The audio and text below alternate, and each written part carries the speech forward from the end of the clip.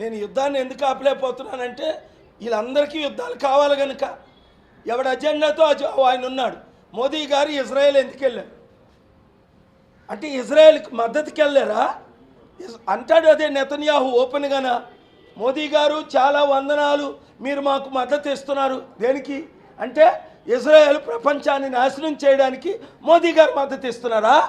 మోదీ గారి నోరిప్పి మాట్లాడాలి, BJP spokes persons మాట్లాడాలి.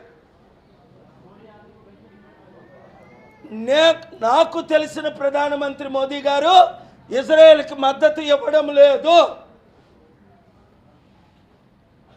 వాడు వాడుకుంటున్నాడు, ఆ మెంటల్ గాడు, ఆ నెతన్యాహు గాడు వాడుకుంటున్నాడు మన మోదీ గారిని.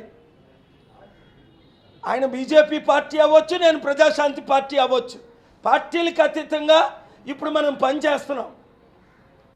నా ప్రధానమంత్రిని వాడు ఒక పావులాగా వాడుకుంటున్నాడు. ఈ విషయం ప్రధానమంత్రి గారికి చేరినంత వరకు మీడియా వాళ్ళు, హిందీ మీడియా వాళ్ళు, నార్త్ ఇండియన్ మీడియా వాళ్ళు, మన తెలుగు మీడియా మిత్రులు ఎప్పుడూ దేశం కొరకు రాష్ట్రం కొరకు మనతో ఉన్నారు.